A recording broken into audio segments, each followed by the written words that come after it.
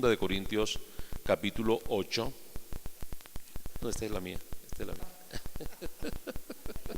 Esta es la suya, hermano. Sí.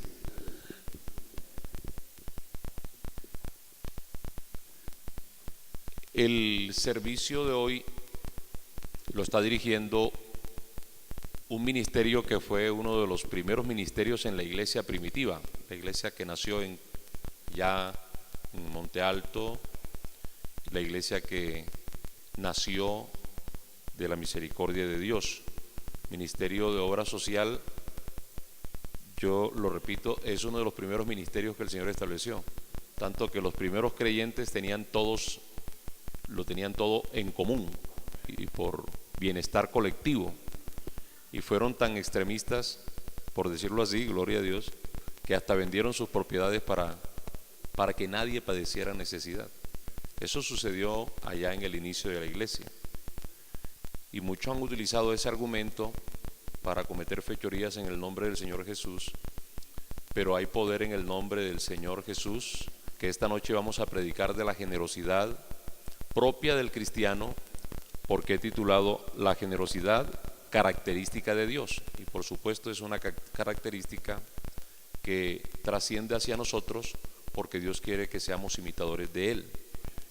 Entonces, hablemos un poco de la generosidad con base en lo que el Señor Jesús nos ha dado. Mientras estaban orando por mí se me vino eso, que ese fue uno de los primeros ministerios, el de obra social. Se reunían y en común tenían todas las cosas y sentían gozo de dar y dar y dar, y el Señor bendecía cada día más y añadía a su iglesia. Entonces ese es el punto de partida de esta enseñanza, y me voy a referir a la iglesia allá en Macedonia, en el capítulo 8. Vamos a leer en el nombre del Señor Jesús. Asimismo, hermanos, os hacemos saber la gracia de Dios que se ha dado a las iglesias de Macedonia, que en grande prueba de tribulación, la abundancia de su gozo y su profunda pobreza abundaron en riquezas de su generosidad. Pueden estar cómodos, hermanos, dando un gloria a Dios. Ahí está la prueba de lo que les estoy diciendo. La iglesia de Macedonia tenía unas características tan especiales que a mí me llamó la atención, porque habla de una profunda pobreza, habla de que estaban pasando pruebas difíciles. Había un momento difícil hasta el punto que, como ustedes lo ven allí, dice que estaban en grande prueba de tribulación. Así que si dice grande, tiene que ser grande la prueba. Y una tribulación o una dificultad, cualquiera que haya sido, más bien a las personas eso lo atolondra, lo ubica y lo saca del contexto, y muchas veces en medio de la tribulación nos sentimos más bien como demasiado acorralados, ni siquiera para pensar.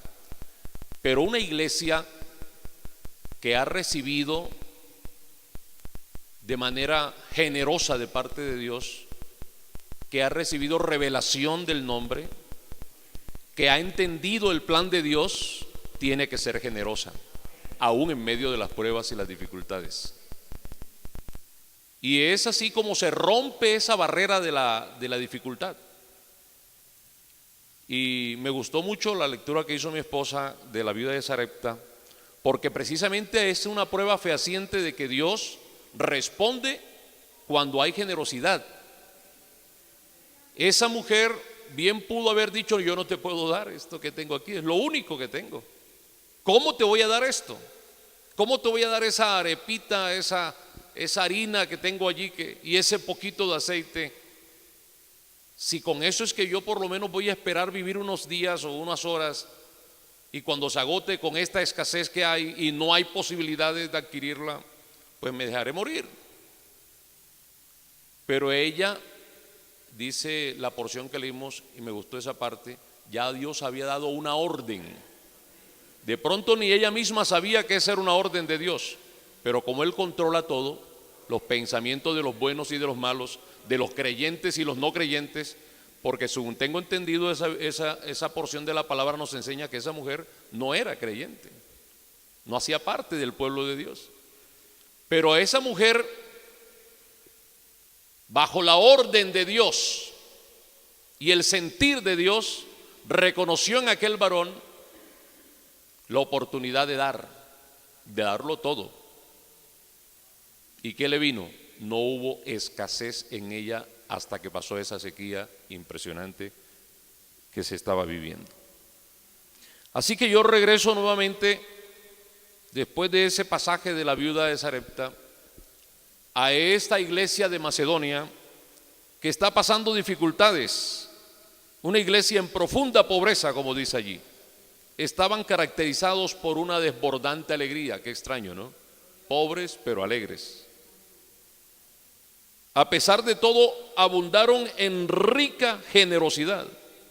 Esta iglesia definitivamente tiene una combinación extraña o increíble. Tribulación, pobreza, pero llenos de gozo y generosidad. Amén.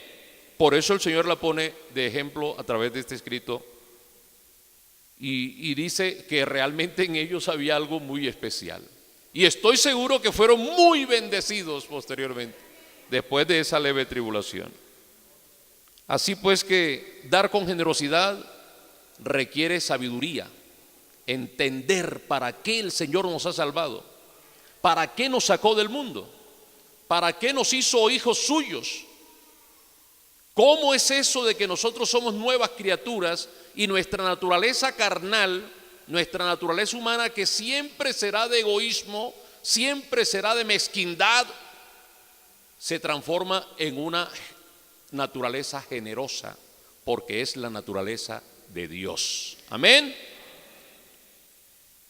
Porque si alguien de veras quiere dar, Dios le acepta la ofrenda de él conforme a sus posibilidades. Y estamos hablando en esta porción de la palabra no de la ofrenda a Dios, estamos aquí hablando de la ofrenda, como dice el título que le escribieron a esto, la ofrenda para los santos.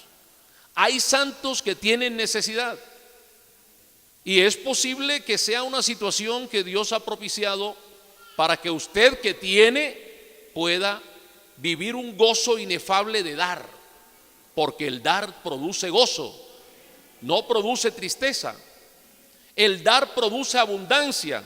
Hay dos clases de mentalidades: la mentalidad de escasez, que es aquella que es egoísta, que todo lo atesora, que guarda tesoros materiales, que se prepara para el futuro de manera tan vehemente que se olvida del presente y de los que le rodean. Y por eso yo he visto personas que de lo que yo tengo, de lo que Él me ha dado, pero ni siquiera lo hace.